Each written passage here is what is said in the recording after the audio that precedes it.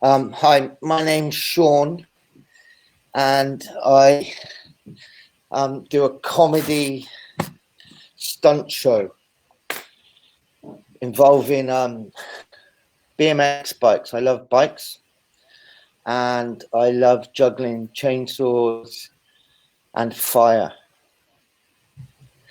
And that's a combination. I do tricks on my bike, juggle, and tell jokes. Cool. How long have you been doing it for?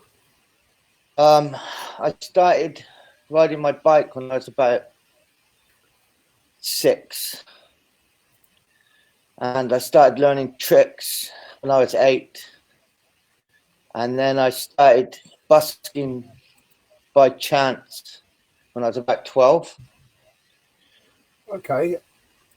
Let's get into the full story in a minute, but so when did you first start actually going and doing shows and stuff? Was when you working age? Or did you spend most of your childhood doing it? Sorry, mate, I'm just trying to do two things at once. I do apologize. From the age of 12, by chance, we did walk by, me and my friends. Yeah. One day we were performing, and can you just briefly explain what walk by is for everyone, just in case people didn't know? Say that again. Can you just explain for everyone what walk by is, just quickly, in case anyone didn't know? Walk by.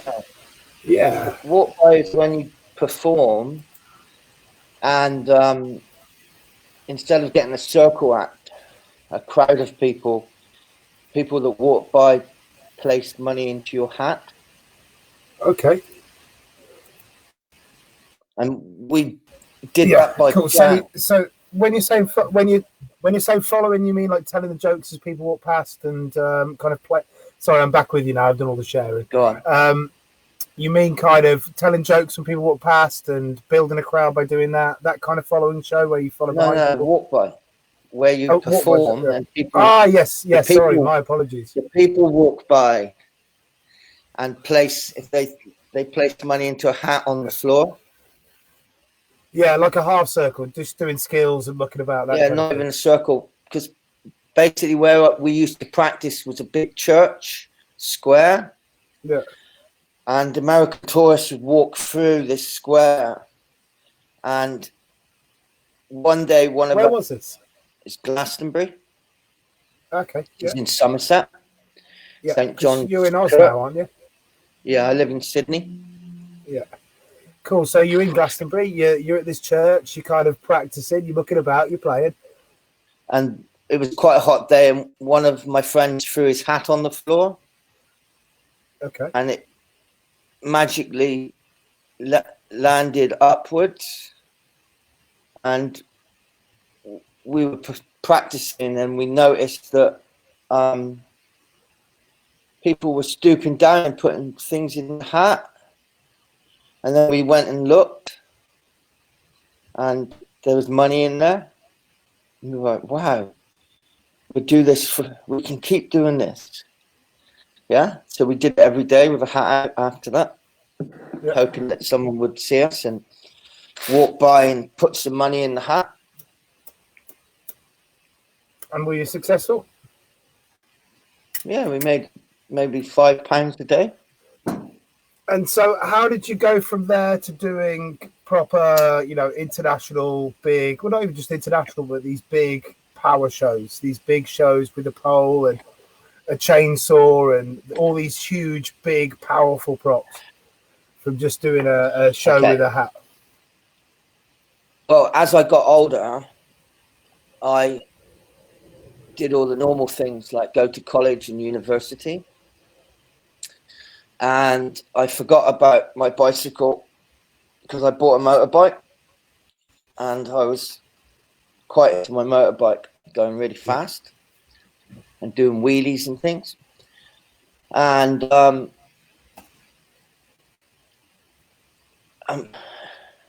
incredibly, I had a friend as I grew up, one of my BMX friends called Jake Barton, whose mother was the granddaughter of Winston Churchill. Okay. And she married a guy called Haggis MacLeod. Okay, yeah. And he's at the time, one of the best jugglers in England, Really? Okay, possibly fair enough. Europe. I've Yeah, never seen the chap juggle. I didn't realise he yeah, was. he's pretty good. Yeah. And he had a double act with Haggis and Charlie. Have you ever heard of them? No. No, really good act, really funny. Yeah. What sort of Um, stuff do they do? Unicycling and juggling and slapstick kind of comedy. And he moved into Glastonbury, and I went to visit my friend Jake. I'm back from Australia, and I saw this man juggling, and I was like, "Wow, that's amazing!" And I started to learn to juggle, and I get fairly obsessed about things. Like if I do something, I do it all day long. So I had a friend that was running the Glastonbury assembly rooms, a guy called David Krebs.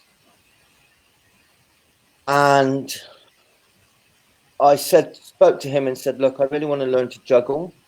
So I'm going to have to practice every day. So I spent the next 9 months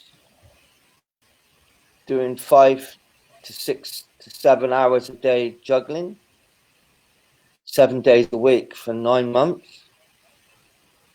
And I got reasonably good. And he watched my growth and said, oh, that's really good. And these bicycle tricks and juggling are amazing. And about a year before that, because we have a big festival in Glastonbury called the Glastonbury Festival, Yeah, people might have I'd heard seen of a it. circus called Circus of Chaos, and I had watched it on the pyramid stage, and I said to myself, one day I want to be in something like this. And my friend David Krebs said, look, why don't we do a double act? And I'll do the talking because you're not very good at that. And you do all the tricks, because I was quite shy at the time. Yeah. And I said, yeah, that's a great idea. So we came up with this show called Dipstick and Bimbo. And he was Dipstick, a clown, and I was Bimbo. And we worked on a couple of routines. And we went to Bath to try it out, and it worked reasonably well, considering that it was our first ever show. Yeah. And we went there a few weeks, and then he said, I'm going to take you to Edinburgh, to the Edinburgh Festival. And I just got to plug in my computer. I just realized it's going flat. And we went to the Edinburgh Festival and saw all the other performers, and I did my tricks, and we were making reasonably good money for people that had only done this. This had only been their first time. Yeah. And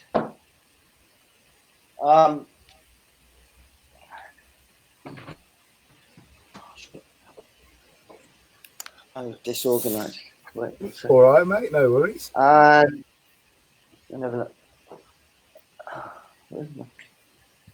So many animals in the fence. I think one of them have eaten my charger. Oh. It's possible. And, How many pets do you have?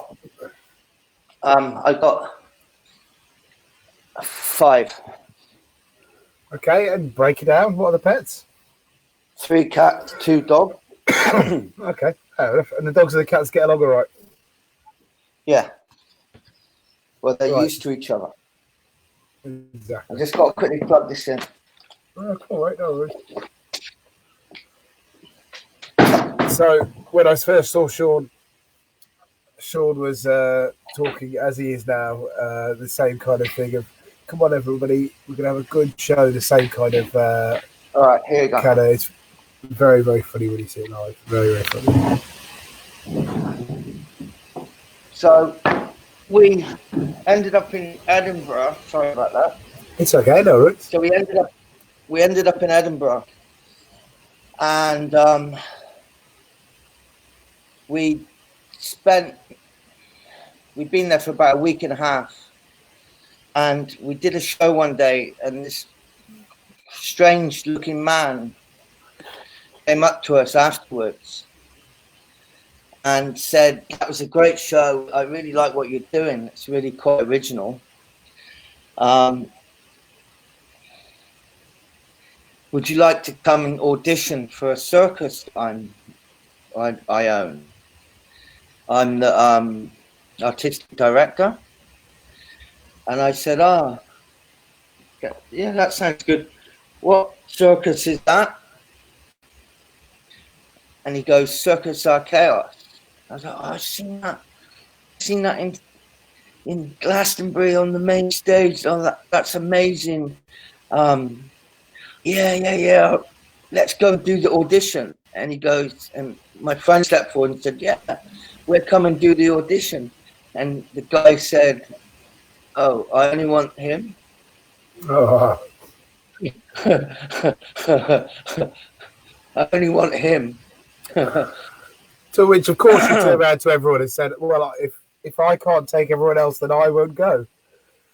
No, of course not. So, what did you say to your companions? I said, "Oh, you can still come with me. Maybe they'll change their mind." So we went and did a show for the whole cast of Circus Chaos. Yeah. And if you don't know, it's a legendary circus. It was like the most incredible experience of my whole life. Can you just before we go on to explain your experience with them, do you want to go into a bit more depth of explaining who they are? I mean, I've heard of them, but maybe other people haven't. It's a circus show with no animals, and basically they were quite unconventional, like really crazy, wild. A rock and roll band would play music live. There'd be really crazy performers, lots of fire. Why would they be crazy? What would be making them crazy performers? Basically, you could do whatever you wanted, as long as you didn't hurt anyone or hurt any audience member. So they feel really loose. People were improvising. There was a lot of improvisation, but it was just really loud. Everyone was like extra,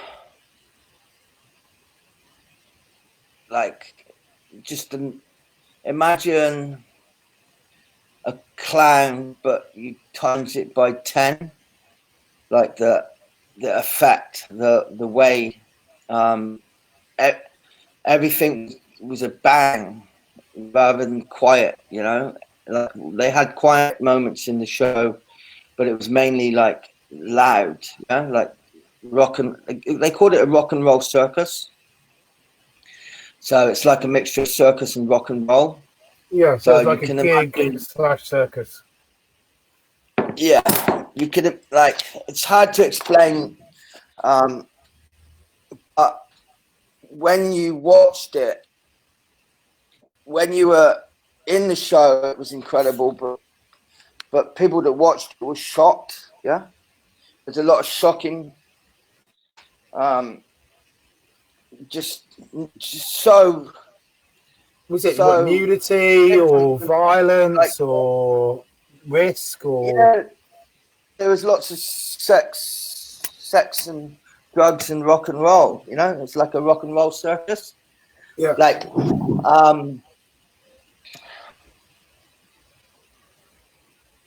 how would you explain it? You look at a conventional circus or prim and proper, yeah, with lions, and it's a family show, yeah. Like this show, children weren't allowed to go. You had to be of a certain age. Yeah. I think It sounds like an adult affair.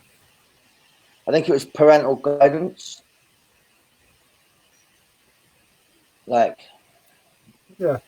So you went to the audition, and you guys, you and your mates, did your show for the people doing this show, and I assume it's fairly successful by this point. It's already a popular national circus. Oh, it's huge! It was like in all the newspapers. We even did a television program. Wow. Every single place we went, it sold out. Like, for instance, just before you go on to telling the story about your life in the circus, do you want to just tell the story about the audition with you and your mates? Okay, so we did the audition, and basically we had to impress the cast of the circus, the circus crew, and all my things, and they were like clapping and cheering and laughing, and they really enjoyed it. And afterwards, they all ran down and hugged me and said, "Oh, that was great! You're really good on that bike, and your juggling's amazing, and you're really funny." And who's this guy? And they kept looking at the other guy, going, "Why are you here?" Anyway, so they straight away they said to me, "Oh, you can join the circus. Do you want to join the circus? We want you to join the circus." And I said, "No, I can't join straight away. I've got to go home and tell my mum." Because I was about 18 years old or something, or 19, but I was come from Glastonbury, which is a small village. So I'm not never really been out of Glastonbury or street, you know. I've been to London and stuff, but never gone to Edinburgh. That's my first time going to such a faraway place. And I was like, "No, I've got to go and tell my mum." They all laughed, and then they realised I was serious. How old were you at this point? I was about 18, 19. Yeah. Something like that. But I was quite a young 18 or 19-year-old, you know? Yeah, yeah. Because had never been anywhere or done anything. Like this guy, my friend, had taken me to Edinburgh. If he hadn't taken me to Edinburgh, I'd probably never gone to Edinburgh. And they laughed. They all started laughing. And they said, "Okay, then, where do you live?" I said, "I live in Somerset." They said, "Oh, we're in Bristol. You come to Bristol, and you can join the circus in Bristol." I'm like, "Okay, then." So we had a party with them, which is quite wild. Yeah, I bet. And we both left, and then we finished the last week of Edinburgh. I went back to Glastonbury with my friend and told Arabella and Haggis that I'd been picked to join Circus Archaeos. And they were like, "Wow, that's amazing. What a great opportunity for you." And I said, "Yeah, this is incredible." And then I made the local newspaper. And I just kept practicing, ready to join the circus. And then the time came to join the circus, and I caught the bus to Bristol, which is about 20 kilometers, 20 miles away from Glastonbury, maybe slightly further. And I turned up, and I had to share a porter cabin in a field with this French juggler called Pierre. So you didn't just go to visit; you went to live there. Yeah. Yeah, I went to live at the circus. Yeah. Yeah, it was crazy. And basically,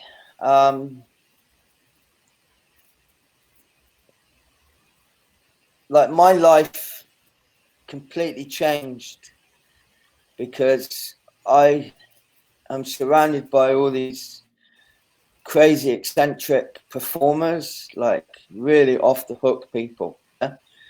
Nice people, you know, there was some nice people, but they were, they really took the show serious. Yeah. It was like when you joined our chaos, you joined an establishment. Yeah. It was like, you either put 100% into the show or you had to leave. Like there was no half-hearted weekenders. Yeah, no half-hearted. Like if you didn't do a good job, it was like you got to go, mate. You know, you're not doing a good job. And the only way you do a good job is by practicing hard. Well, I was lucky because basically the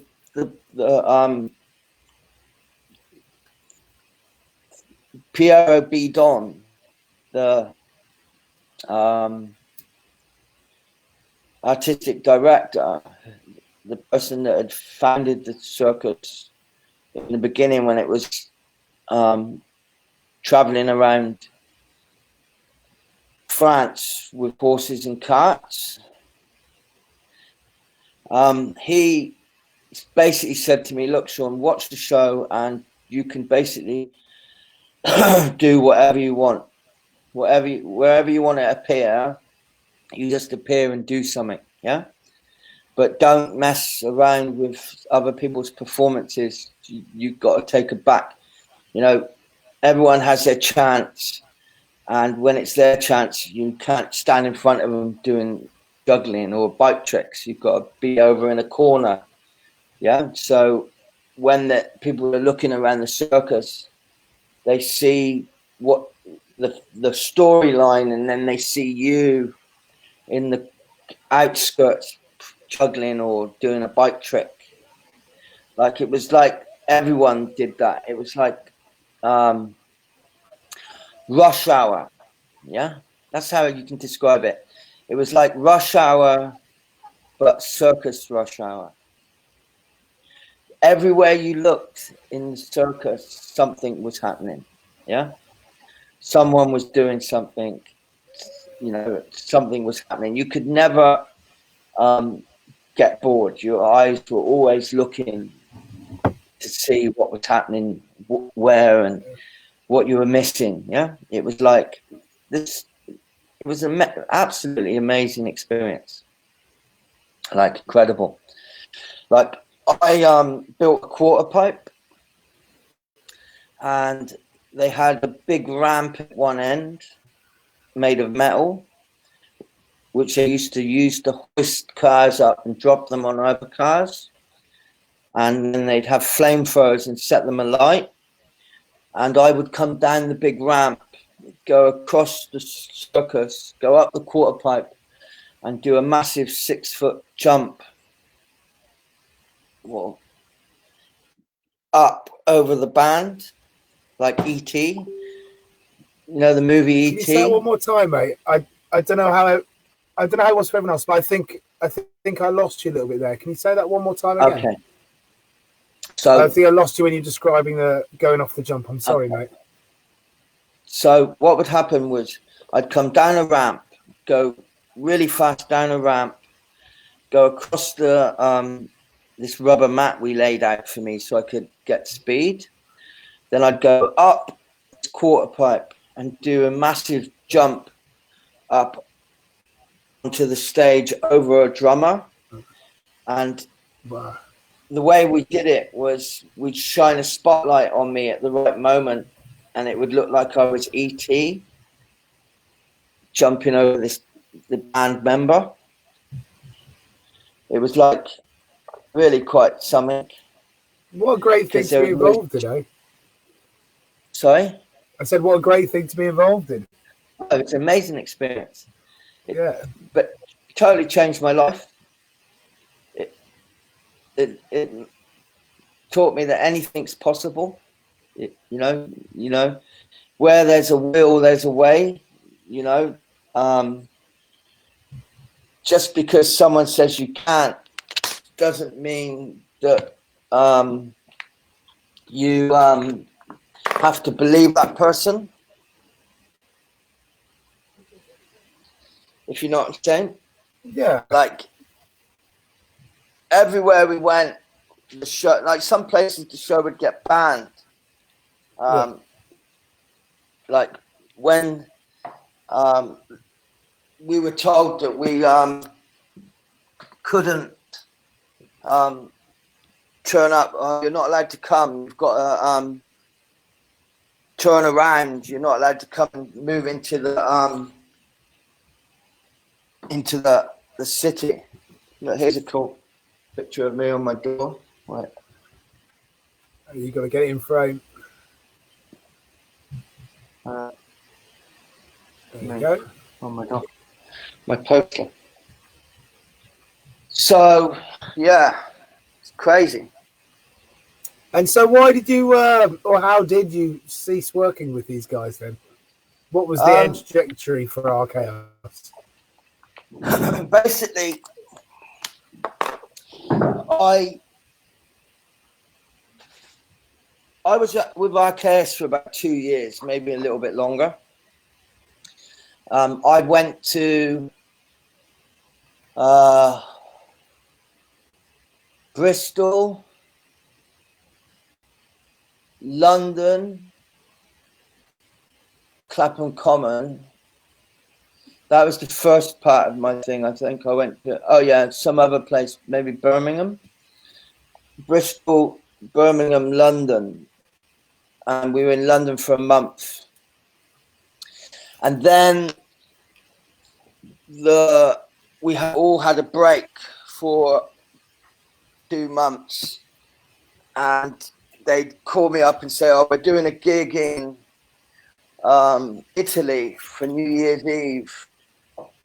Can you get on this flight and fly here and turn up at this place? You know, so I did that, a couple of gigs for them like that, and then I got an email or a phone call, I can't remember which, that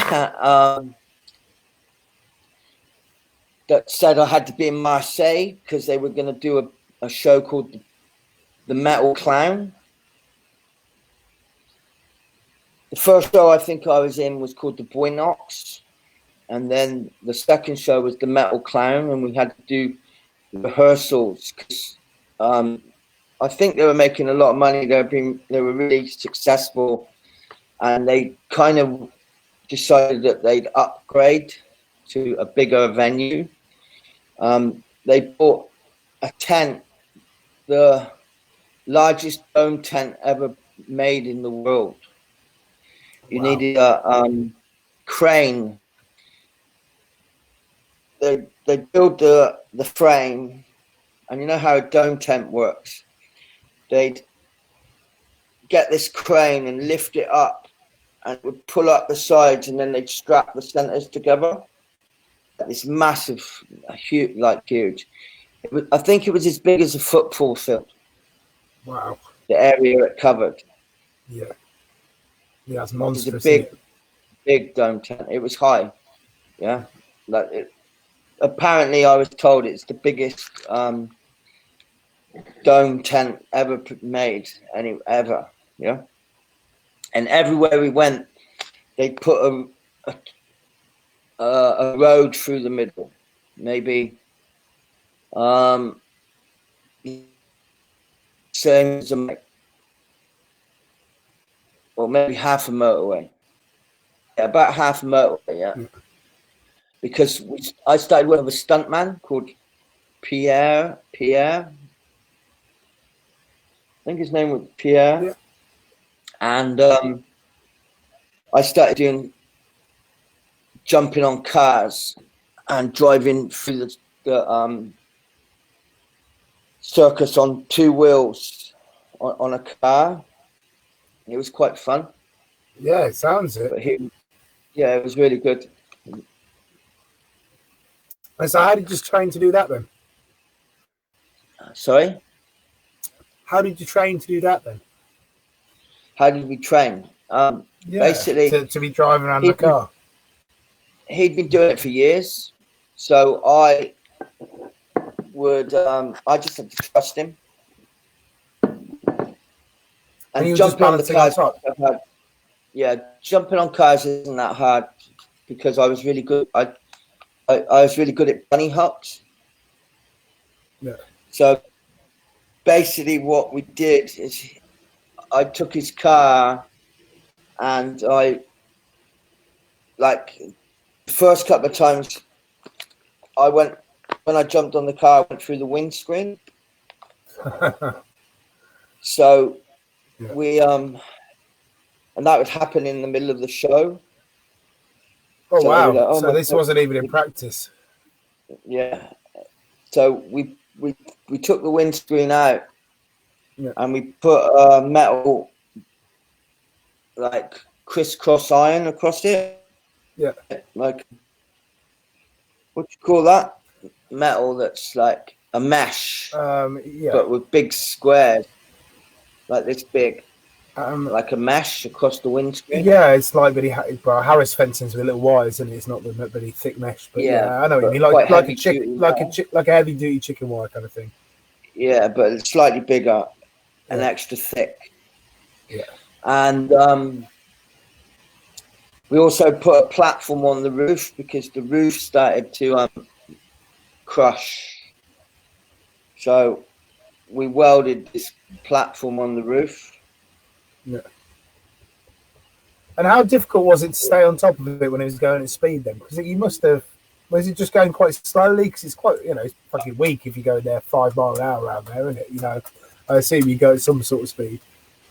Well, the way it worked was he'd come rushing towards me, and then he'd quickly put on the brakes, and I'd jump onto the bonnet and then roll up the windscreen onto the roof, and he'd stop.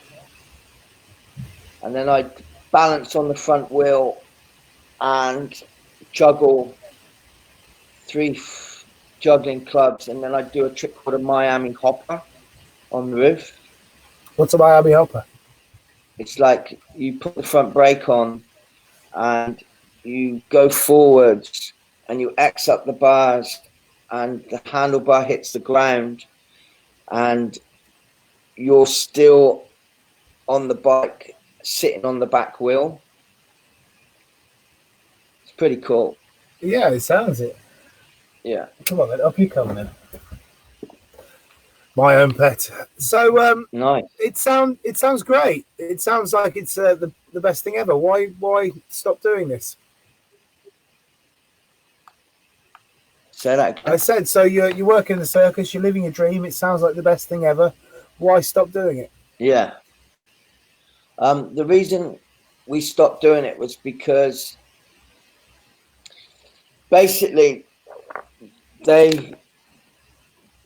because it was such a successful circus, they tried to get bigger and better, and they had 2 circuses running at the same time. We had a show that was touring Scandinavia and Europe, and they also had a show that was touring America. And the reason it all fell apart was because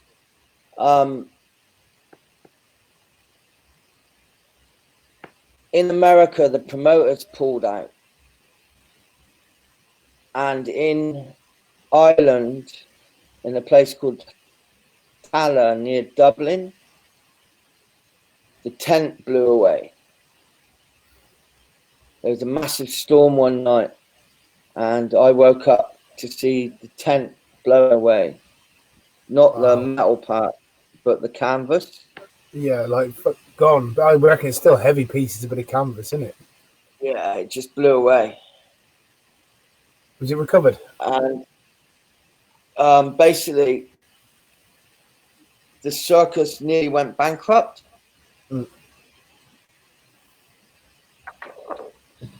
But what they did was our next stop was London to Clapham Common.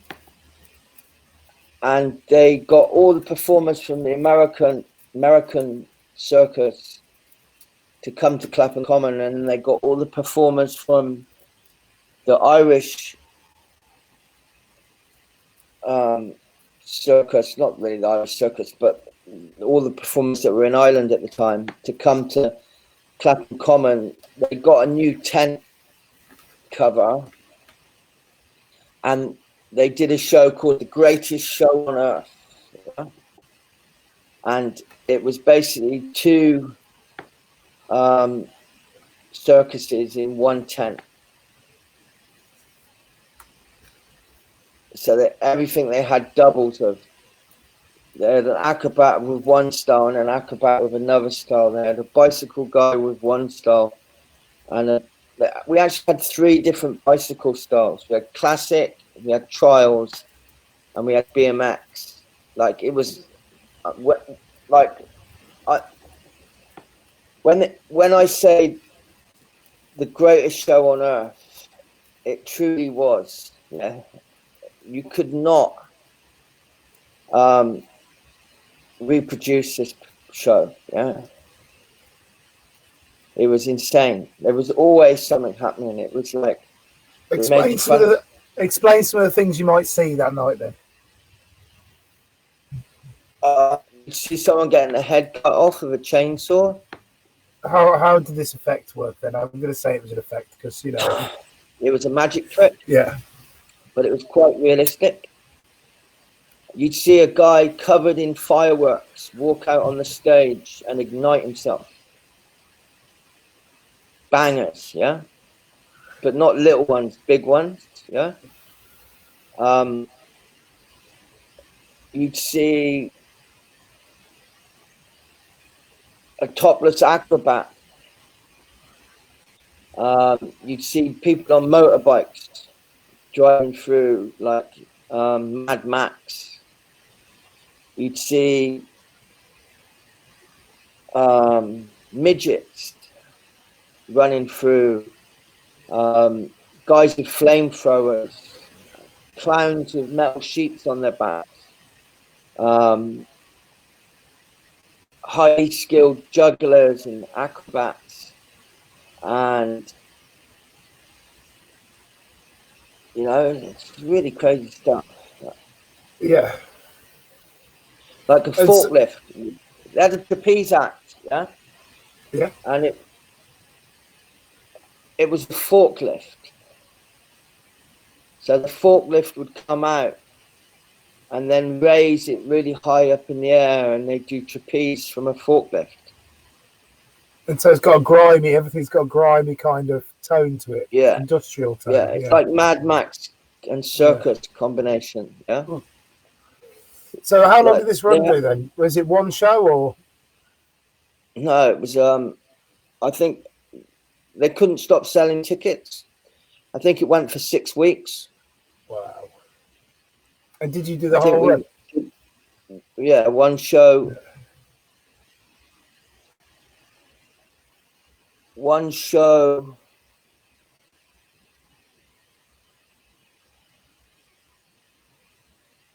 One show a day and the 2 shows at a weekend. And it had 5,000 people to sit in it. And it was always packed.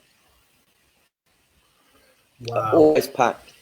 It's £50 a ticket, I think. That's insane. back then as well. Yeah. Yeah. Wow. Like, we made front news.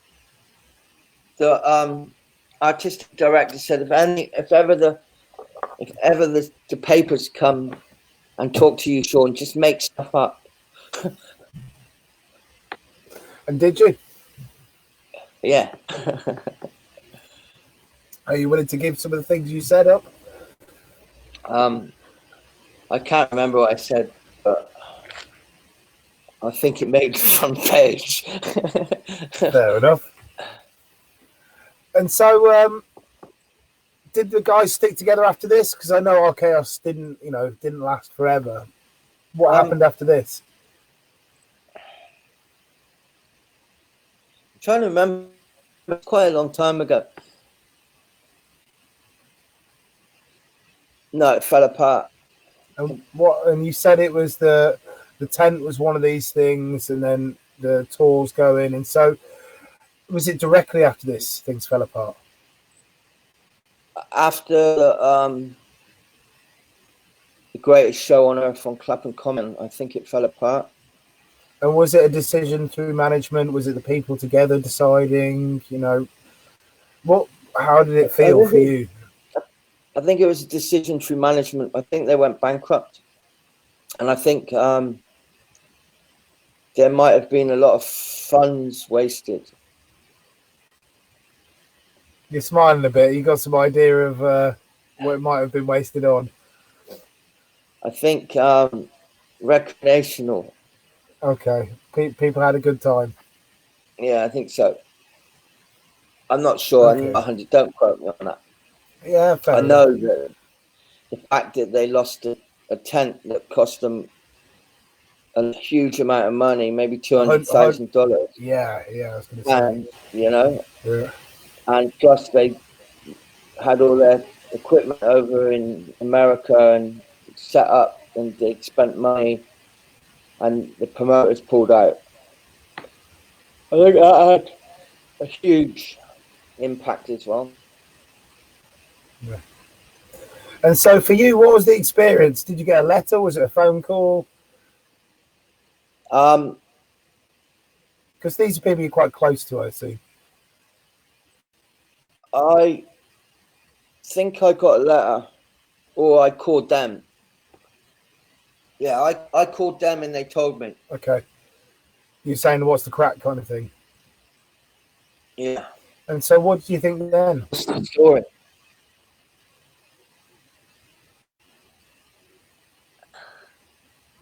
Yeah, they just said no. So basically, after all that experience, I had been filled with all this positive energy, and I didn't really know what to do.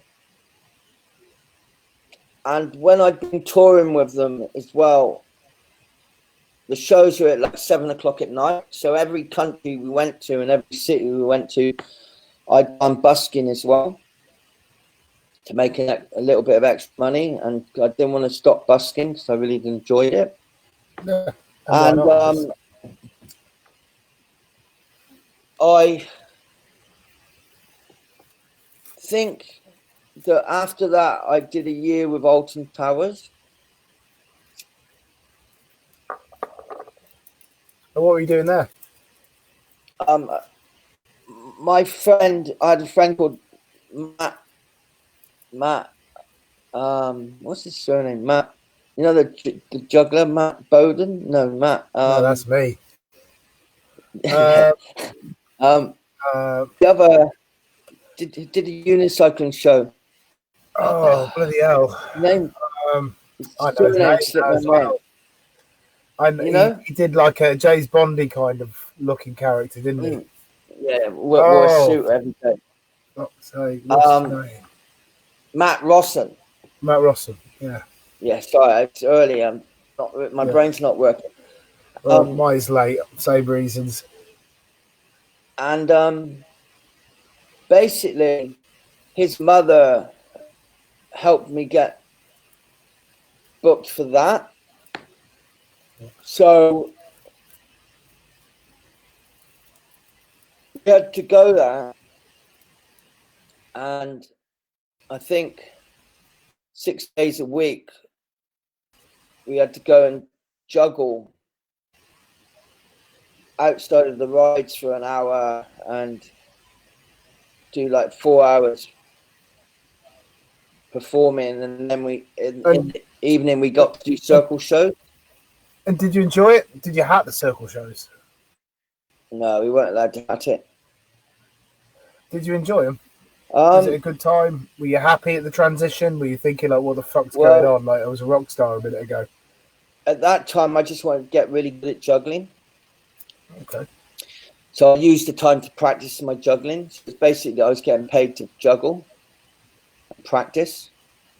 Yeah. And I can't really say that I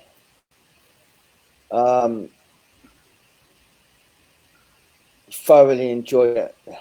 Let's just say that. It was an experience, but when the contract was over, I was quite pleased to get the hell out of there. Fair enough. And so what did you do after that then?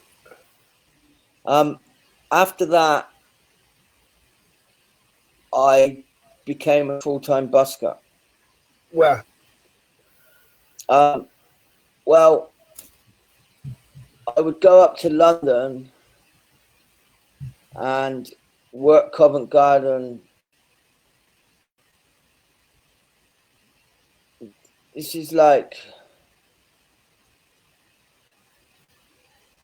20 years ago, yeah? I used to go to Covent Garden. No one used to go and work Leicester Square.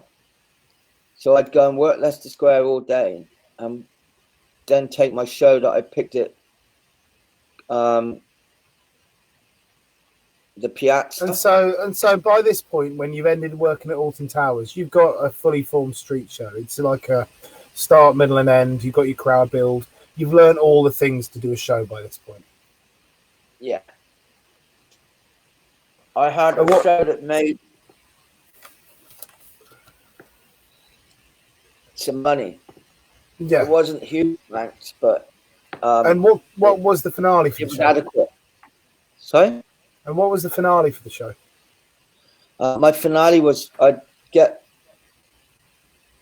6 people out of the audience, lie them on the floor, and then I had a gag where I'd put a helmet, like a children's workman helmet, over the last guy's genitation, and I'd make lots of jokes about landing on it, and I'd spin around them on the seat and handlebars juggling knives, and then my finale was I'd jump over the 6 people.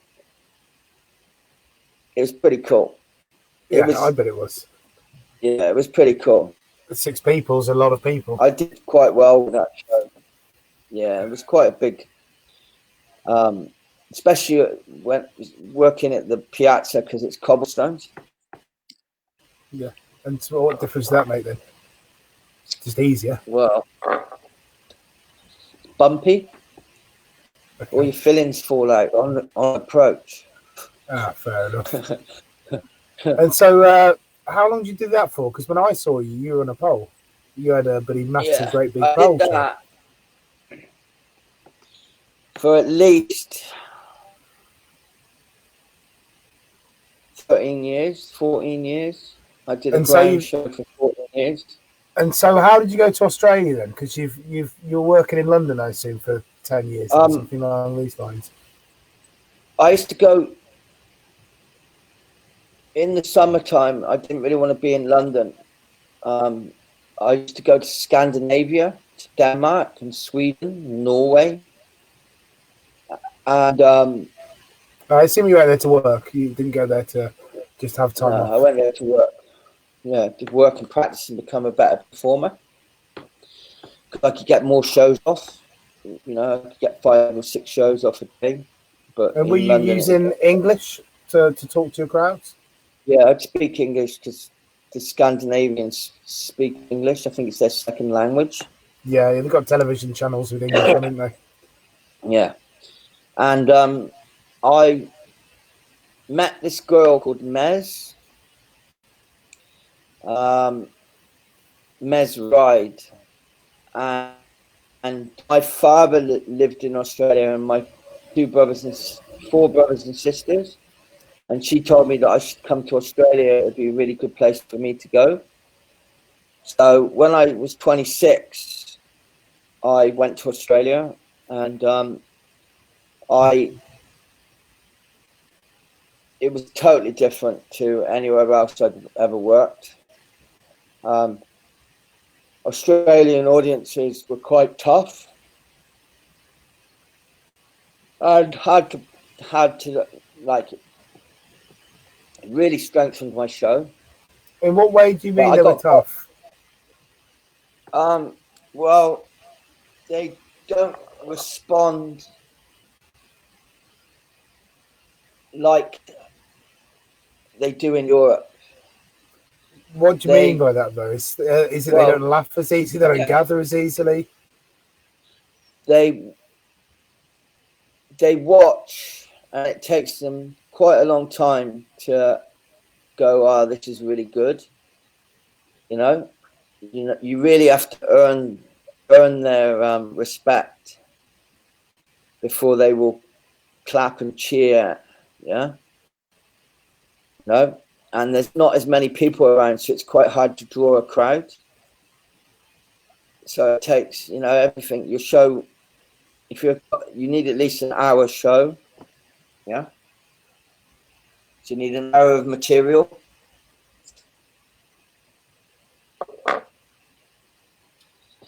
But I got really lucky in Australia because I went on a television program called Hey Hey It's Saturday, and they really liked what I did, and they just kept talking about me for 3-4 weeks and asking me to come back. Like, it got to the point where I couldn't walk down the street in Australia without someone going, "Ah, it's Bike Boy." Like. And did you like that? Quite famous. Yeah, I did actually. It was great. Some of the other performers didn't like it because people would come up to them and go, "When's Bike Boy on?" We want to see Bike Boy. And I didn't even have to try to get a crowd. I'd just go out and start my show, and everyone would go, "Oh, Bike Boy's performing." It was really cool. And so, did you get more television? Did you see someone's going forward in television? Did you go to Australia, get this gig and think, right, I'm settled here, this is where I want to be?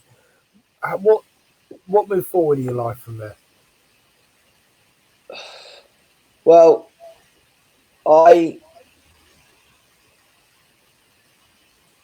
just got filled with positive energy, So I turned into this positive ball of energy, and for maybe 10 years, my life was just amazing, traveling all around the world. I started going to Canada. I went to Japan. I went to Indonesia. I went to New Zealand. I went to Singapore. I went to Finland. I just started going to all these countries, getting on and off planes, just performing everywhere. Cool. It was really good fun.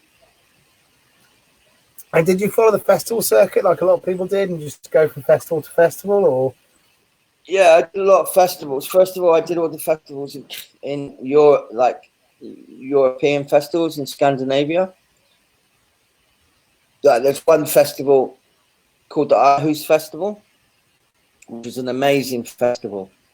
Before they banned all the performers.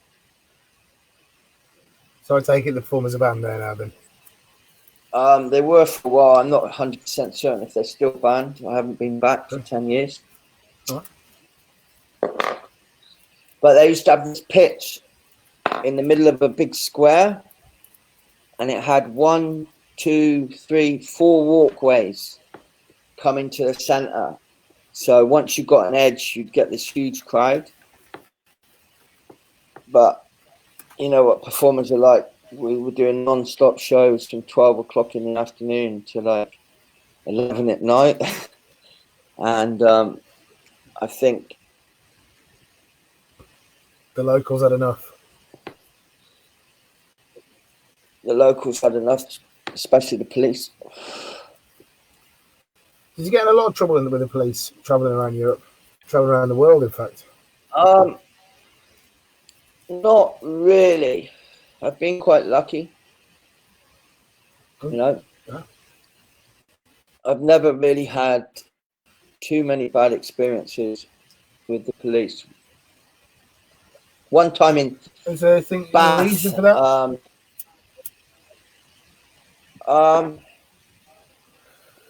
Tell us about your one time in Bath. Well, okay. One time in Bath, I had a bit of a problem. This police officer, I was outside the pump rooms. You might know the spot. I don't, but I've talked to people about it. Yeah, there's a spot outside the pump rooms on these big slabs. I'm not sure what stone it is, but it's pretty hard stuff and it's nice. And a police officer came up to me and told me that I wasn't allowed to perform. Performing was illegal. And I said, "No, I think you got that wrong, officer. I'm going to perform." And he said, "Well, if you perform, I'm going to have you arrested." And I was like, "Mate, this is the performing area. People perform there. Why are you picking on me like this?" And he's like, "Oh, I'm not picking on you. I'm just following the law." And I said, "You're a disgrace to the uniform. You're a disgrace to this uniform." Yeah. And anyway, I started my show. Was this with crowd? Okay, No crowd. Yeah. So I started my show up and did a show, and then I noticed that there was 6 police heading towards me, and I had my son Milo in my arms, and they jumped on me, and Milo got knocked out of my arms and fell on the floor, and I grabbed the fence, and they were trying to pull me off this fence, but they couldn't get me off, and they were kicking me, and all these old ladies who just watched my show was like, "What are you doing? What are you doing? He's a performer." And they dragged me off to the police station and threw me in a police car and arrested me. Wow. But what happened to the Bab? Sorry? What happened to the Bab? What, Milo? Yeah. Milo. He got looked after by one of the other performers. The other performers, uncle, whoever. Yeah. Yeah. And basically what happened was all these people kept going to the police station complaining about what had happened. And they let me go. But I received a letter in the post having to go to court. And it was quite funny because when I went to court, they put me with all the beggars. Like, I was squished in between all the beggars. So it was like all beggar offences, yeah? Yeah. And funny enough, my surname is Bridges, and the judge was Judge Bridges. Yeah? And I told him what had happened and explained it all. And he just said, "Look, this is ridiculous." Yeah. And he looked at the police, the prosecution, and said, "I never want to see another busker in this courtroom. Do you understand?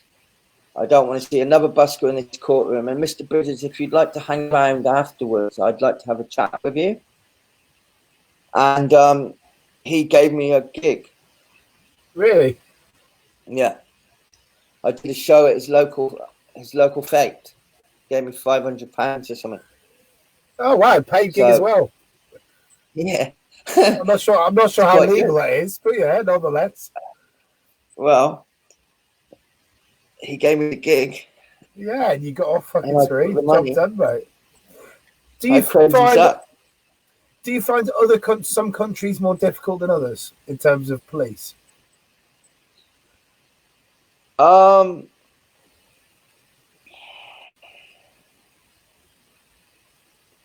yeah, I wouldn't go to Italy. Carabinieri. Yeah, I've heard some horrible stories about Italy. Yeah. Yeah, he's pretty rough, mate. They got 3 types of police, and they're all pretty fucking nasty. Yeah, yeah. I've heard some pretty nasty stories about a busker getting taken from the city and dropped in forest. Wow. Yeah. Where was that? I'm not 100% certain. It was a long time ago I heard the story. I think And they people do work stuck, in Rome, a little bit yeah. now. I heard he got taken by the clown, an American clown, Yeah, and the police stuck things up his bum in the really, forest. really. So Yeah, you're hitting that he got yeah. raped. I don't think that's necessarily indicative of Italy, though. Let's at least No, but hope that's not. what I haven't heard that was the before. story I heard. Maybe they just told me that, so I didn't go. Maybe it's a great pitch, mate. But Don't it fucking certainly tell my worked. boy it's good. It certainly worked. White boy never went. But you've had no trouble White, nowhere else. um, I had some trouble in Japan. Yeah. I did some shows in Japan, and the police decided that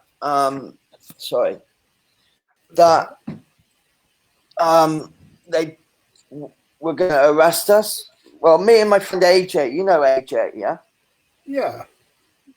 Okay, me and Good AJ, we mate, went to AJ. Japan, and basically he couldn't get a crowd, Yeah.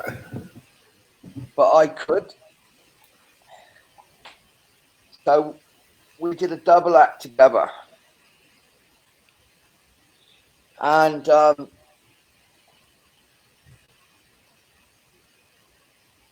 we turned up one day to this place called Shinjuku, I think it was. And we turn up, and we turn up at the pitch, and we see this sign saying street performing is banned by order of police. And instead of putting an L, they put an R. And it said Paris. Yeah, Porice. And we both looked at the sign and laughed. And we picked it up and threw it in these bushes. And we started our show. Anyway, halfway through the show, we looked and we could see the other performers, like musicians, rock bands, getting spoken to by the police, and they were kind of walking down the street, stopping everyone. So we quickly finished our show and passed the hat, and we packed up all the stuff and went somewhere else. I think we went to Yamashita Park or something, another spot we'd been told was good. But that was back in 96, 97, 98. And it was a different, I think Japan was slightly different. They'd never seen performers like it was. I'd heard back in the day it was something special. Yeah. Like, they just swarm over you, and they give you like huge, like, the money was worth a lot of money. you'd look at this hat and go, oh, they've been ripped me off. And then you'd count it up and realize that you hadn't. But we had a quite strange, it's one day this Yakuza guy came up to me. Me and AJ had been working near the cinema. There's a big cinema. I can't remember exactly what the name of the place, but it's a massive cinema. And we would catch the people coming out of the cinema. And we'd been there for about 3 hours, 4 hours. And these guys turned up. They didn't say who they were, but he said,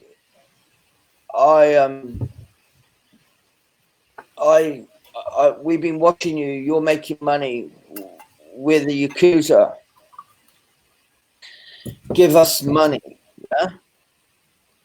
And I thought to myself, oh my God, I'm not giving you my money.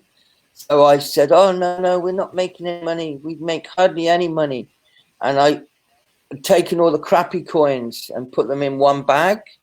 And I gave it to him. Like these coins that are worth nothing.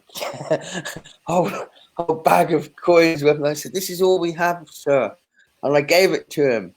And I think in their culture, they're not allowed to take money from the lesser people, or something happened in their culture, the culture difference, where the guy had to do something and he went, oh, and he looks at his friends, he goes, oh, you keep that money here, 10,000 itchy man, yeah? And he gave me money. Like 10,000 itchy man.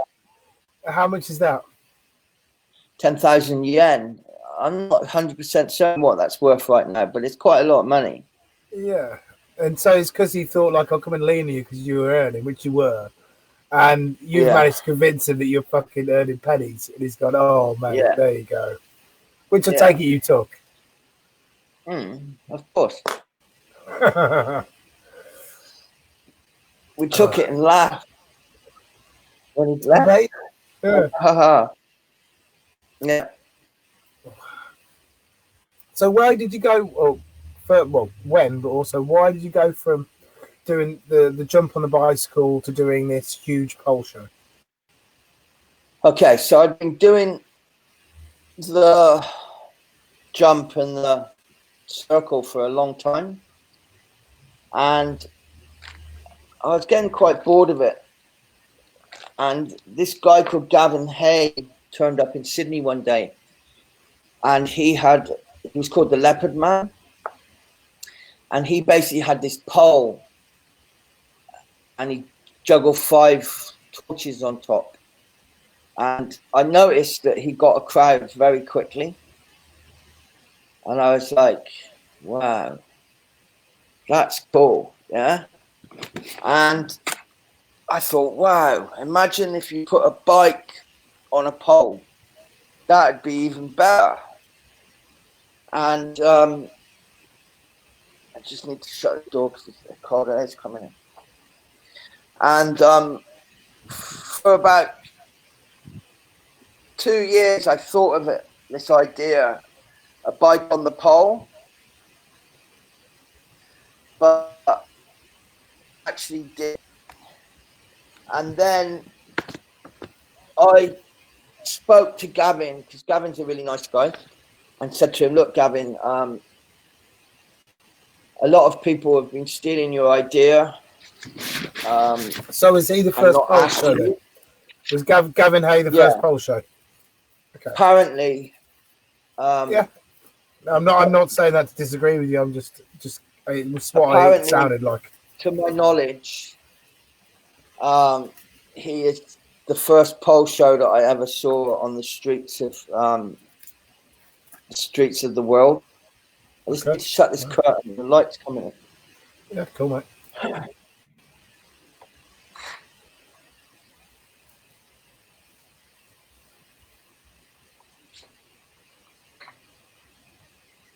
Yeah, so Gavin Hay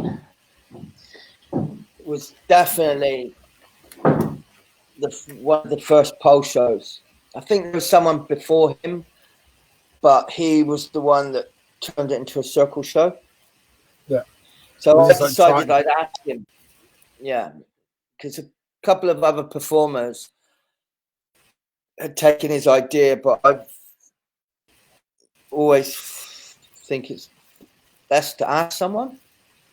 So I said to him, look, Gavin, I really want to put my bike on this pole and do a bike pole. And he's like, yeah, go for it. So I did. And it was incredible. Why? Well, I think my first show with no rehearsal, I beat my biggest hat I'd done in Sydney. And it was a Wednesday.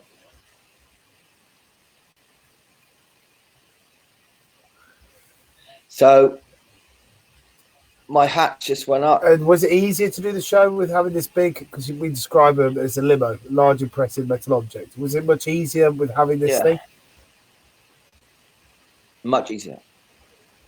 Fair enough. Easy to build. Was it a pain in the arse carrying the thing around?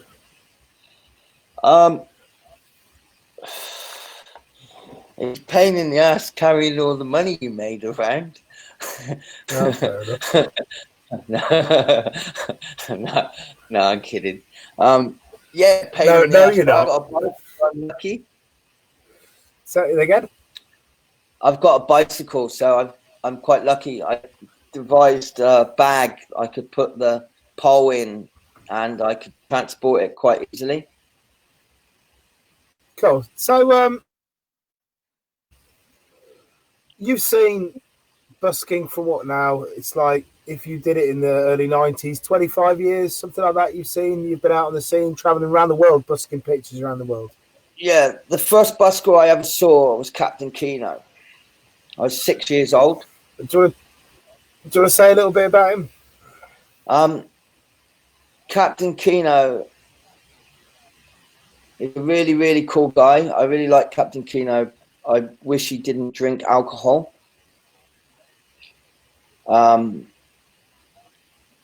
But he's a cool guy. He's always been good to me. Yeah. Yeah. What was his work like?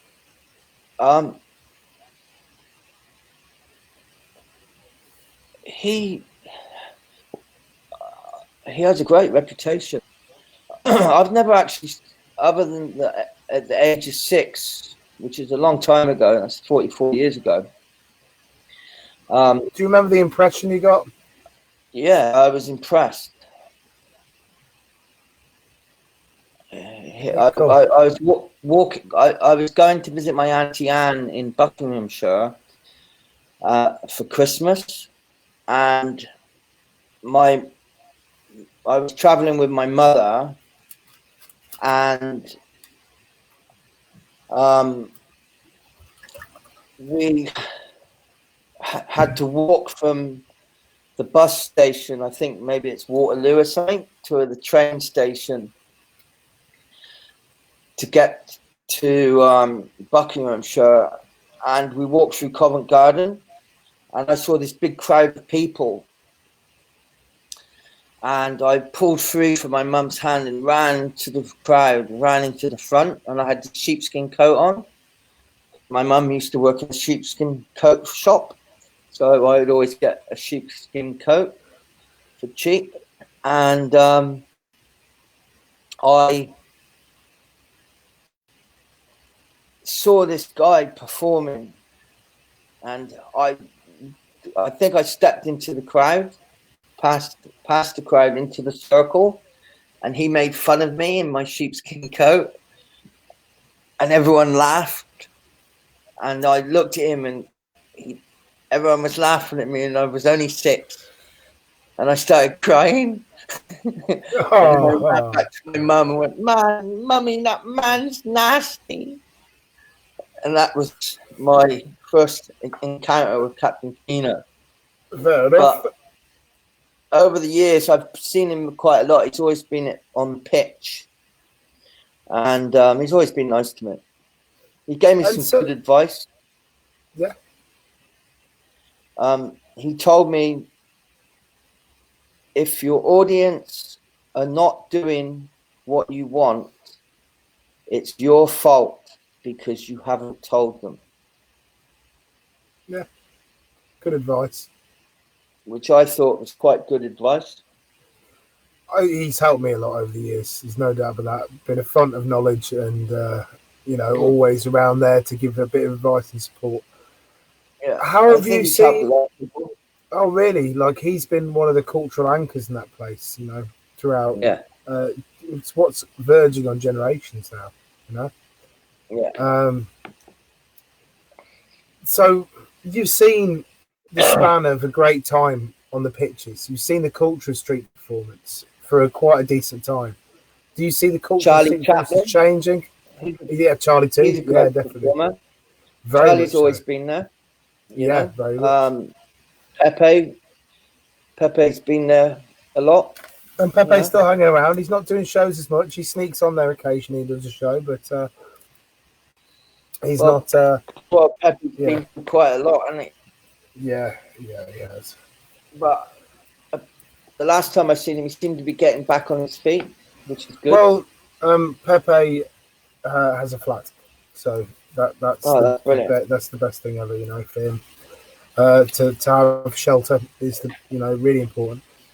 I'll say this question again, just because I think it's an interesting one. It's one I really ponder, talking to everybody, particularly about them, kind of developing through the years, through the time, is how our culture's changed. And you've been around long enough to see the time spent. Do you think our culture's changed? Do you think it's the same as it was before? Do you think, can you get the kind of the questions I'm getting at? Yeah, I think it's got easier. And more acceptable.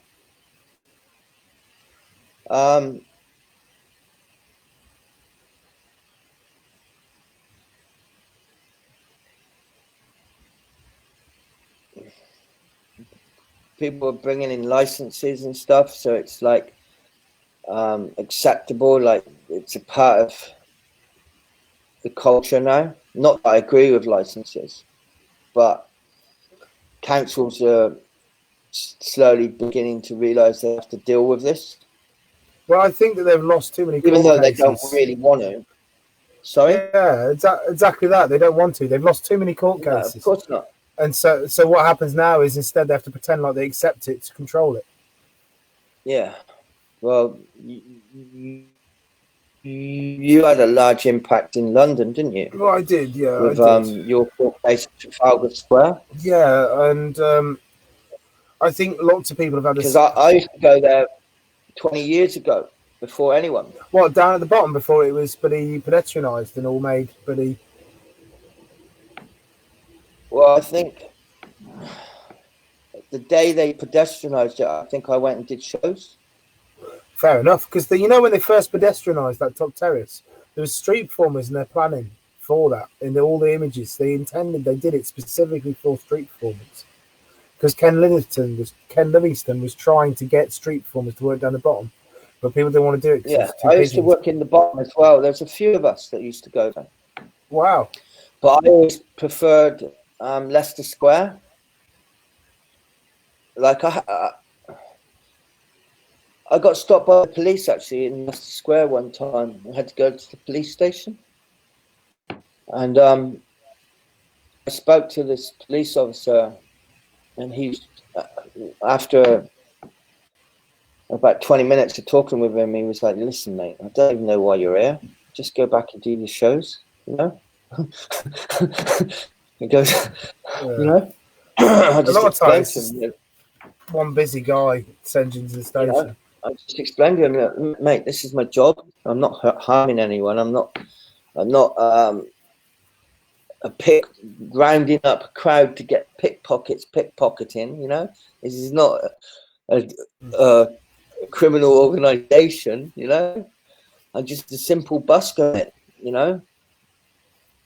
And this is how I pay my rent and eat.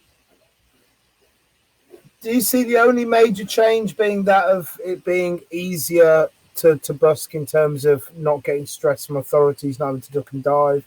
Do you see any other changes over the 25 years you've been working? I mean, it's more than 25 years now, but it's got to be 30 years. Our Chaos was been 1990, weren't it? Yeah, I think people have become more acceptable to it as well. It's like that they want to see it. But then... Did you get people giving you shit before then? Did you get a lot? Did you find you have less people giving you shit for busking? You get less just shit. Generally. Yeah, you get less shit. But it's kind of peaked and come back down in my time.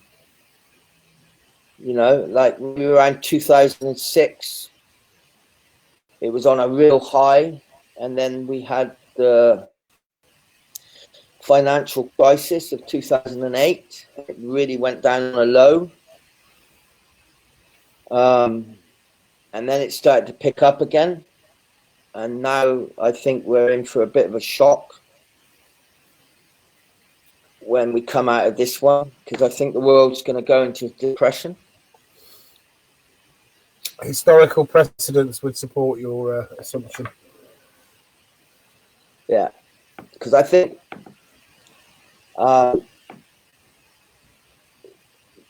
street performers are the first to get hit.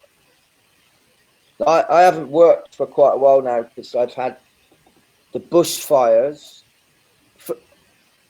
First of all, I had a month, yeah. Every time I went to work, it would be windy, yeah, and that went on for a month. We were getting these winds in Australia, and then we had the bushfires, and you couldn't work because it was too smoky, and people wouldn't go out, and the pollution was terrible, and no tourists came to Sydney, and now we have the virus. So it's been quite a roller coaster, to be honest.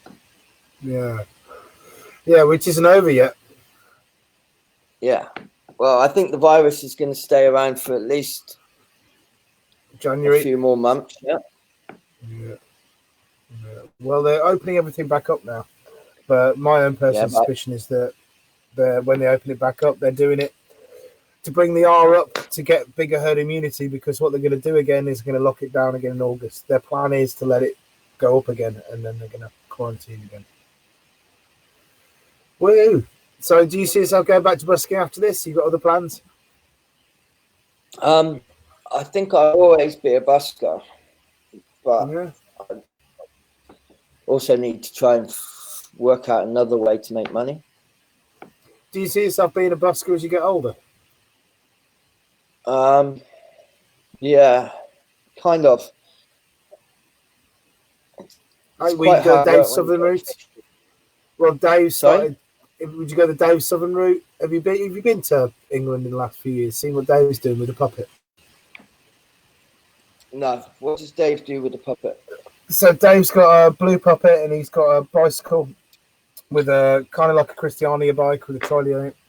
And he puts a little stage on there, and he just parks up in a place, sits inside the trolley, puts his hands in his little blue puppet, and just plays drums. You know, it's a really low impact way of doing street shows. And so, do you see yourself as doing something like that, slowly, you know, lessening the physical activity, but just keeping yourself out there on the street? Yeah, I don't know about a puppet, but I'm sure I could think of something.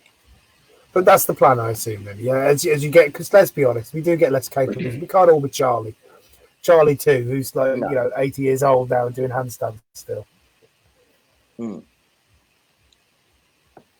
Yeah, Charlie's amazing. Yeah.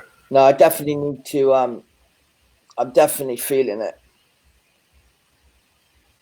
I can't pump out 6 shows a day every day anymore. No, that's one of the things I used to remember seeing you about, was the sheer volume of work you do. And I understand it now, you know, seeing how when you got into it, you was in a circus, you were training every day. You'd done this high impact, high load form of workload from the beginning, it seems, you know. So doing 5 shows a day in every open spot. I actually genuinely loved performing. I couldn't I mean, get enough of it.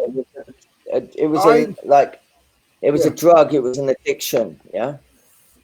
I mean, I enjoy entertaining, but It I wasn't worry about money, you know? I worry about if I do a great show, I almost don't want to do another one in case I don't do as good of a show and I don't feel as good at the end. Yeah, You didn't for get me, this? it wasn't like that. No.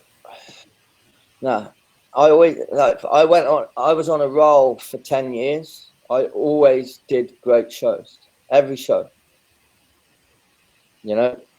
And then occasionally I'd have a bell when my ego got the better of me. For 10 years, I just pumped out, you know, great shows. Like you get on a roll. You felt like you'd hit. I didn't want the ball to stop. It was like chasing. I was chasing it, you know. Yeah. Like it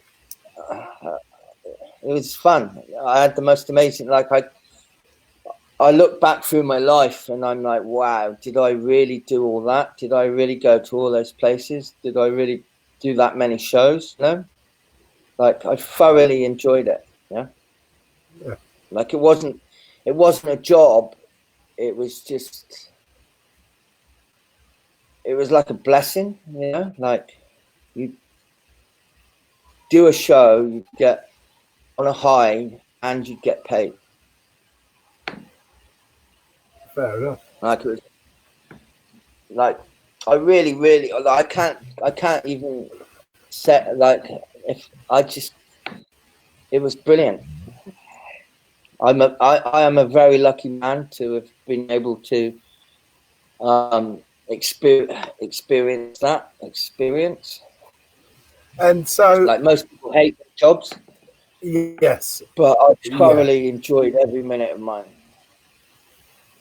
But then, as I get older, it's like I kind of don't enjoy it as much as I did. I still enjoy it. Yeah, I'm not saying I don't enjoy it because that'd be just a lie. I still enjoy it, but my body aches. You know, it's not as fun as it used to be. You know, is that just purely physical? Yeah.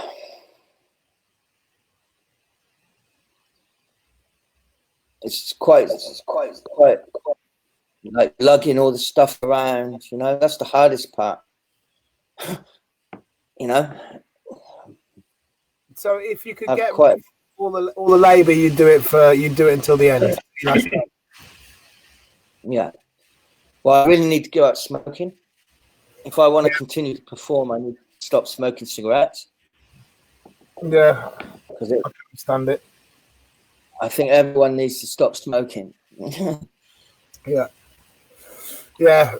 But it's one of those silly things you just keep doing, isn't it? So well, it's highly it's highly addictive. Yeah, very, very. Yeah. I've tried everything. I've been trying just to get off. I'm rolling a fag and I feel guilty for it now, so I'm going to try and get a different subject so I can enjoy my cigarette. Go on then. I heard lots of stories of you doing pranks. Would it be fair to say that on the festival scene amongst friends, you're a bit of a prankster? Is that fair? Yeah. Can you tell us the stories of your pranks? One of the best pranks I've ever done. There's a guy called David McSavage. I really shouldn't be telling this story because it doesn't look good on him, but it's brilliant. Yeah. David McSavage was married with a kid. Oh, I really shouldn't say this, but I'm going to say it. And I had this beautiful girlfriend called Ellie from England. She was really, really hot looking, yeah. And she came to visit me in Denmark. And David McSavage really, really liked her. And I could tell that he was flirting with her and he was really quite attracted to her. You know, like he really fancied her, yeah. So I knew that his wife had gone away for the weekend, and he didn't know that Ellie was with me. So I drove to his house in Denmark and parked my car around the corner, and I took Ellie and I said, look, Ellie, go to this door with this flower and knock on the door and say to him that you saw him performing in the walking street and you followed him home and found out where he lived, and it's taken you 4 hours to get the courage to knock on the door, and you want to give him this flower.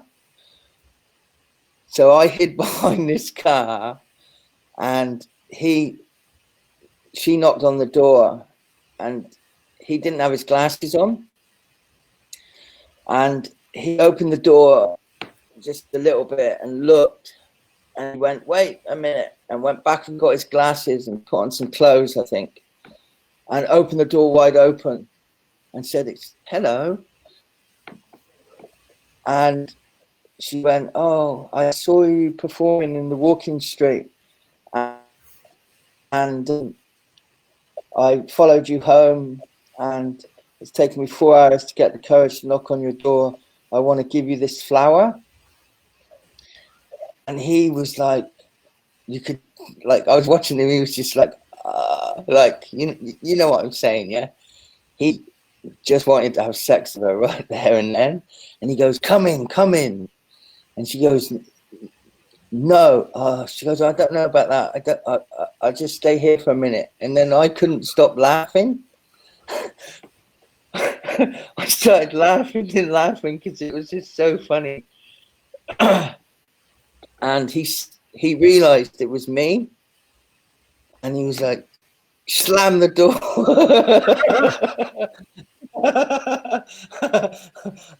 He slammed the door shut, and she was like, oh, I feel really bad, but it was really funny. We couldn't stop laughing about it. And the next day we were outside the bank, which is one of the pitches. And we're sitting next to each other, and he cycles by on his bike and looks at me and looks at her and gives us the filthiest of looks. Yeah. But that's quite a good prank, don't you think? Yeah, I do. So was there a lot of this? Was it to and fro, or were you just punishing people around you? Well, I don't know. I've got a sixth sense of humor, maybe. But I found that really funny. But have people pranked you then? A couple of times. Let's hear them then. Let's hear the revenge. Remember, there must be some revenge stories. Happened. I can't think of any. I really can't think of any. I think Nick Nicholas has played a few tricks on me in the past. Maybe Gazzo. I can't think of any other things that I've done, to be honest. And was it something of the culture of the time? Everyone was playing pranks at each other, mucking about. There was kind of like a matey kind of playful thing between everybody. I've got a good sense of humor, you know. I like to have a laugh. Yeah. You know. I like to enjoy my life. Taking people's amps into other countries. What story is that? Remind me. I can't remember it properly. I was in a bar. Somebody told me a story of you being at a festival with somebody and taking their amp into a different festival in a different country, and then them having to have amps sent around all over Europe to try and rectify your amp kidnapping, your amp napping. I don't remember that. No, fair enough. No, I don't remember that. I wonder who that was. Who was that? I can't remember for the life of me. It's why I was trying to slightly hint it in instead of Billy pushing, because I can't really remember. Yeah, I can't remember that. I don't think I've ever stolen someone's amp. No, I didn't say stolen. I think it was intended to be returned. The story wasn't told to me as Sean stole my amp. Yeah, maybe I did it by accident. Maybe it's easy being done. The amp's all Maybe the same. I took the wrong amp, or because everyone was using amp cans and they all look the same. Possibly that's it. I don't know. Like my That's okay. pranks. I didn't mean to put you in the place of having to defend yourself. Yeah, no, it's fine. My pranks, as long as it doesn't hurt anyone, it's funny. You know what I mean? Yeah. If someone's getting hurt, then it's not funny. You know. And do you have the same thing with your show? Do you have a kind of ethic when you're working doing shows? Yeah. And so when you're writing jokes and joke construction, what do you think about? Do you have an idea with it? Are you quite, pretentious about it, or? Most of my jokes I've made up in my show. I've never actually written jokes down. Very common in street performance. It's something that a lot of street performers tend to do. Jokes just come. Like when you get on a roll, you get on a creative roll, you just make stuff up. You know, it just starts happening, you start making stuff up. And do you ever try and say anything with it? Do you ever try and get kind of like political with it or anything like that? No. And do you specifically avoid doing that, or is it just something that's not your taste, or? My show's about having fun, and it's not really, I'm not really into politics. Politics is a separate thing. It's not really street performing for me. It's not for political expression. It's for creative expression. But can those things intersect? Do you think it has to be fun all the time? Can street shows and stuff make you sad, make you feel uncomfortable? Sometimes they can work. Like I can't remember.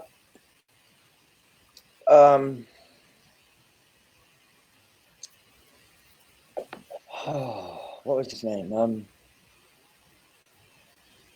He just had a birthday. Jolly, Anthony. No, just did an interview with him. Jesus, my brain's not working. Tall guy, bald. Paddy. Bald-headed. Oh, it doesn't. Paddy.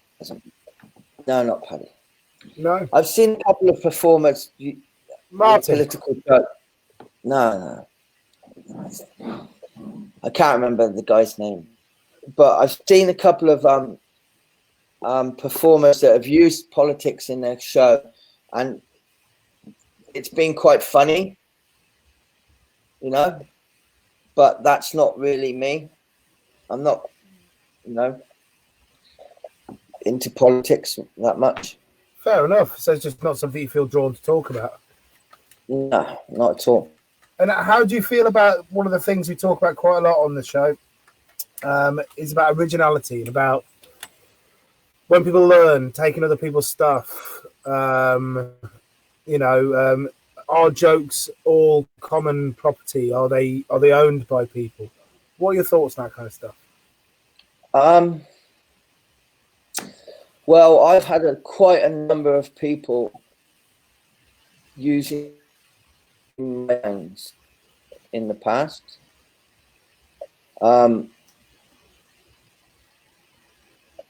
And I think it's okay to steal people's material, but I don't think it's okay if you do it on the same pitch in front of them. Like quite a number of times acts have turned up in Sydney and taken a large proportion of my material because it works, and used it in front of me, so I'm going out performing and then it's already been done, if you know what I mean. Yeah, no, I know exactly what you mean. Yeah. That situation I don't agree with. Like my hats would drop. Yeah. Like, and if you're going to do that, like you need to start somewhere. Performers need to start somewhere. So You know, taking a small proportion from each show and until you reach the level of being able to create your own material, I think that's just normal. How, when you were learning, did you do the same thing? Did you look around and take bits as you were developing? Yeah. Yeah, Of course. Yeah. You'd hear a line which worked. How did you feel about originality when you were doing it? Did you want to create your own voice while you were doing it? Was it something that was present or not? You've got to start somewhere. You can't go out with nothing. Well, you know, Brian Reed would say that you have to write a show and have a show finished before you even go out there. You know, kind of. He'd say you have to write the piece first. See, I started off as a skilled bass performer. One of the hardest things for me was comedy. Yeah.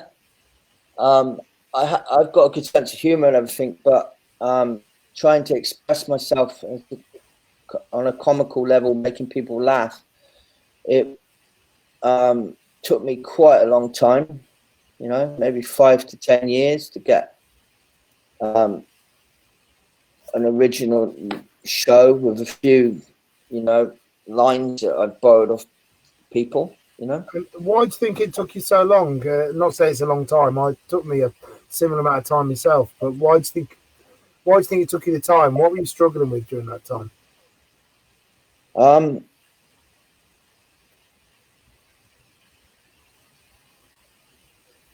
It's not an easy task.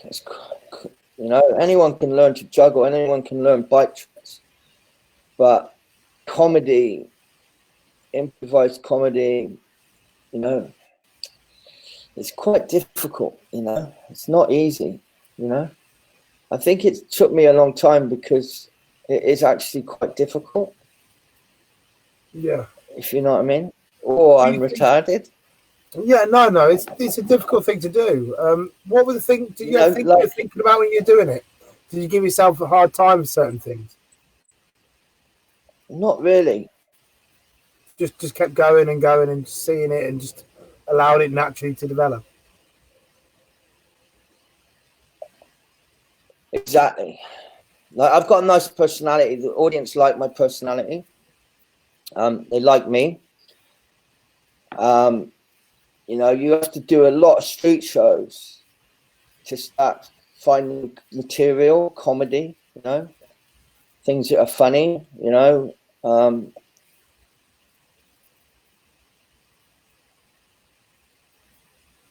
You know, I'm actually quite a shy person. You know, when I was a kid, I just kept to myself. I didn't talk to people.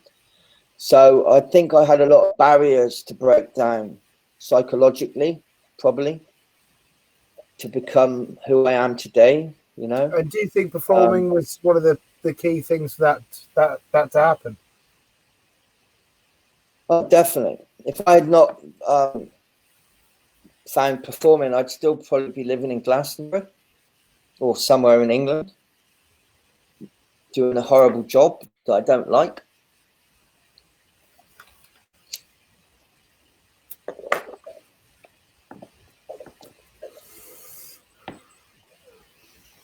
Sure. I feel like we've done nearly 2 hours. We've got 15 more minutes. Should we do another 15 minutes? It's up to you, man. I'm totally cool. Yeah, I'm happy. I've had a good time chatting.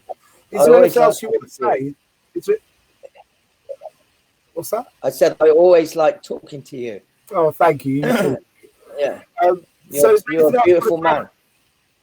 Is there anything else you want to talk about before we finish up?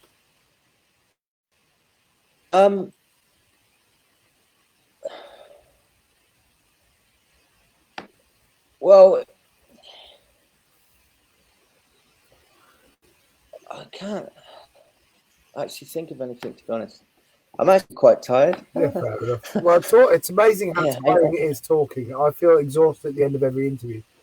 And you just sat on your arse, drinking wine. Yeah.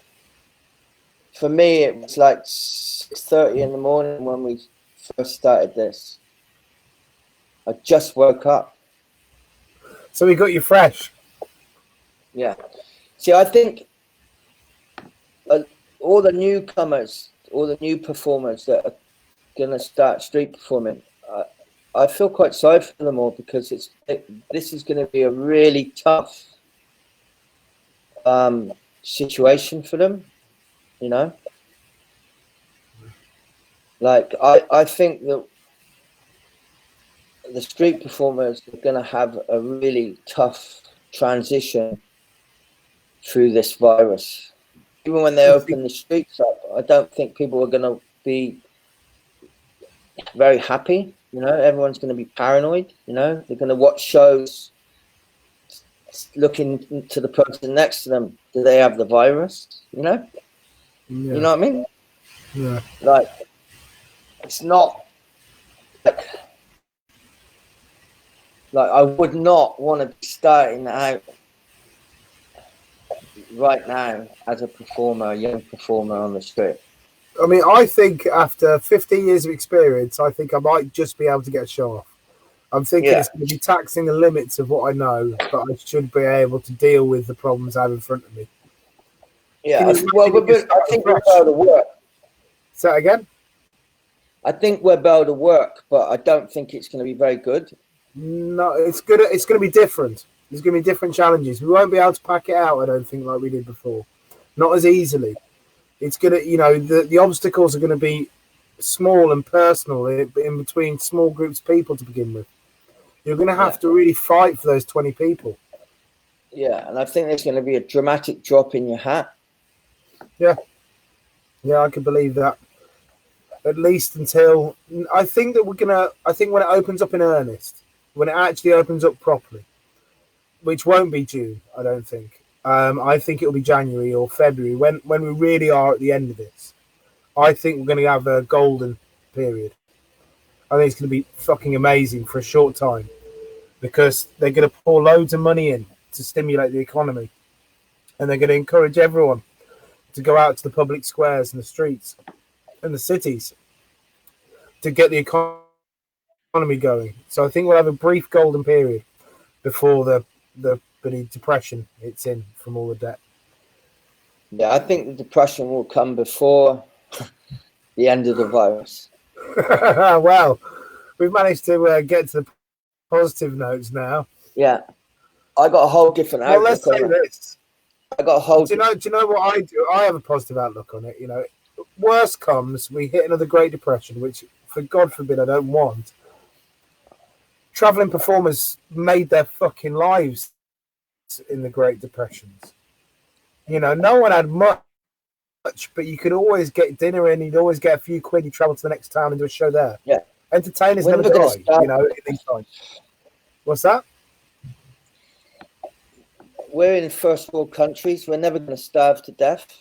No, but there's going to be a massive like I think you're going to have to go out and do a show for fun, and it's like whatever. If you make £10, be happy. To begin with, you know, definitely to begin with. You know what I mean? But I think we got. I know you don't like to get into the politics of it too much, but I think we got a social function.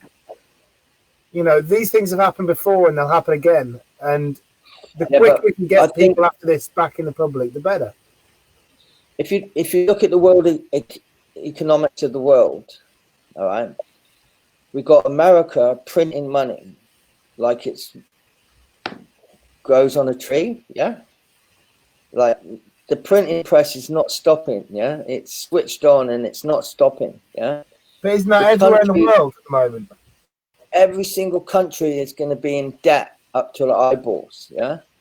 I think we are not only looking at a virus, we're looking at total economic collapse.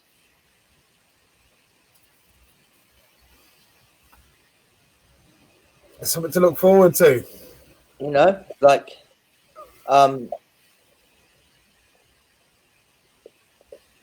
you know, this could change the world forever. It could, but I'll say this, right? I think it will. It already has. But my feeling on this is the 1918. I said it in nearly every interview, wherever this has been brought up. I said the same thing. The 1918 flu epidemic killed a lot more people than we're getting now. It was worse than what we've got now. We dealt with it in a less productive manner because we had the First World War going on. And we went through a big depression, but, we went through a Great World War. And then in the end, we got to where we were when we were children. And where but there was we a were. different population then. If you Say look that at again? the population of the Earth, Yeah. compared to it then, it's totally different. The Yes, whole it's far more dense. makeup of society is totally different. Like, you can't compare it. Yeah, it's two different worlds. Not directly, no, not directly, but you can, for the sake of, to get an impression. You can for an example of something that's happened before. Yeah, I think this is going to be worse. Potentially, it depends. It depends how big the second wave is going to be, and whether it. If this is it. I don't think the problem lies in the virus. The problem will lie in the economic collapse. Yeah. Yeah, which you might be right. The whole right. world is dependent on shipping food all around the world. Yeah.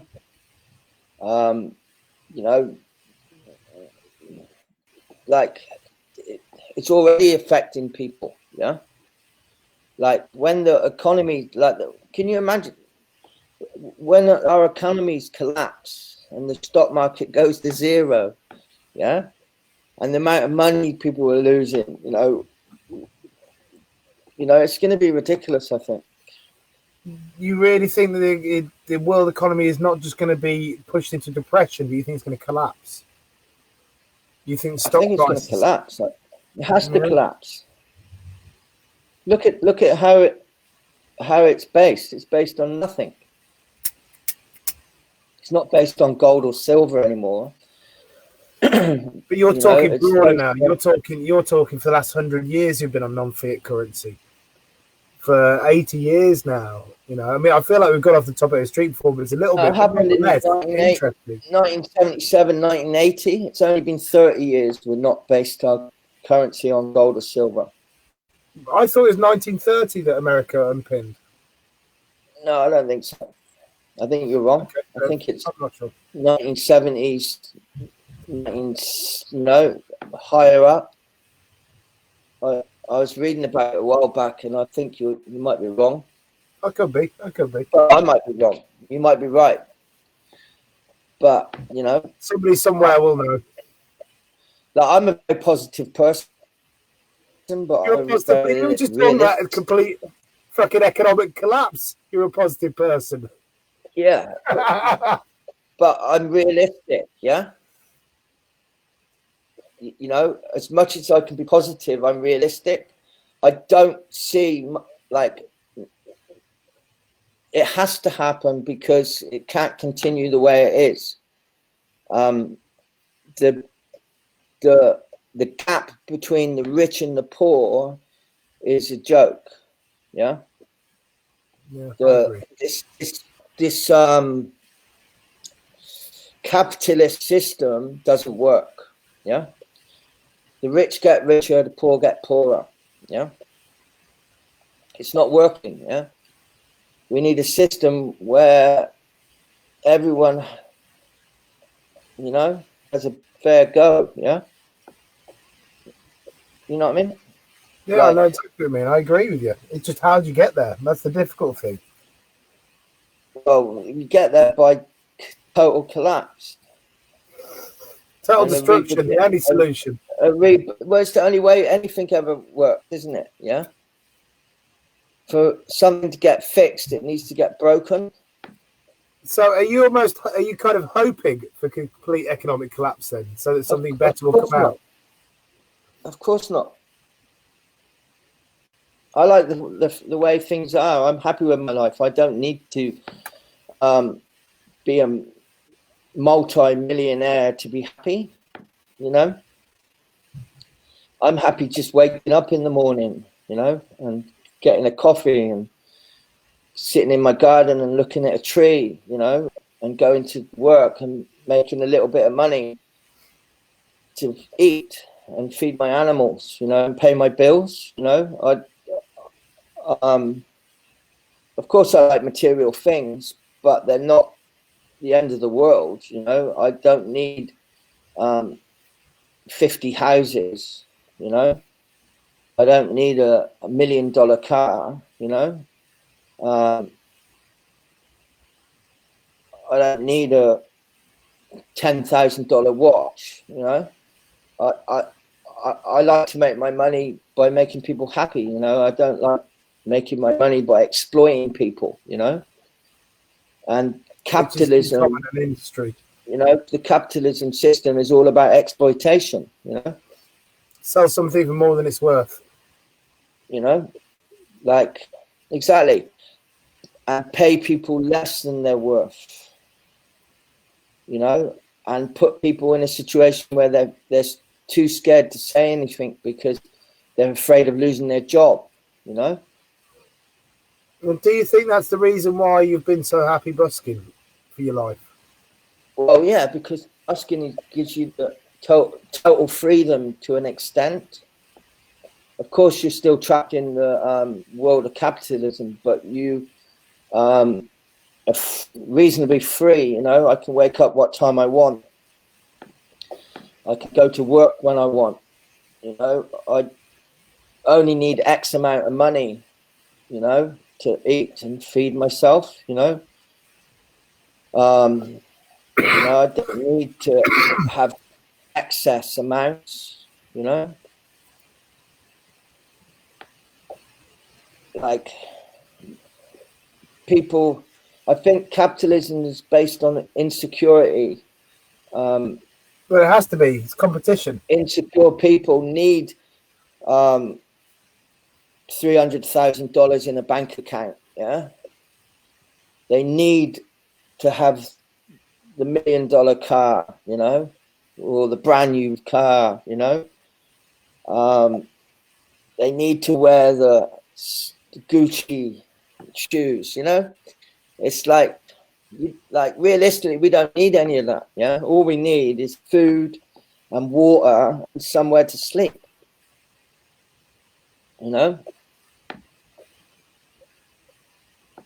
I think all these capitalism, material things are actually holding the growth of human beings back. Like, you know, like people are so busy. Like, for instance, in Sydney, people are so busy trying to pay their rent, pay their bills, feed their kids. They work all day long, all week. They're exhausted. They're tired. They don't have any time to spend with their family. And now the virus has come. Yeah. And it's exactly the opposite. Yeah. They've got time to spend with the family now, yeah. Now they've got all the time in the world, you know? You know what I'm saying? I lost the last tiny bit in a glitch, but I got everything else. Well, people are now having more time for their families and stuff. Yes. Yeah. You know, like in life, in every bad, there's always good. You can't have good without bad, yeah? Yeah. Like, you know, change does not come without pain, and, you know? Like, I feel sorry for the third world countries that have been exploited by capitalism. You know, they're getting paid peanuts. They've got no medical systems. You know, these people are going to get affected the most. Yeah. Like, it's kind of a very crazy world we live in. Yeah. It is a crazy world we live in. You know, it is a crazy world we live in. And like, it's they should really take the word fairness out of the dictionary. Well, how would we ever find it again? Because there's no such word. You know? Well, you say you've been a fair man, no? Yeah, I've been a fair man. I try to be fair, yes. So let's put the word back in the dictionary then, yeah? Fairness, like, when you start looking into it, it kind of doesn't really exist. It's like when you look into the word, oh,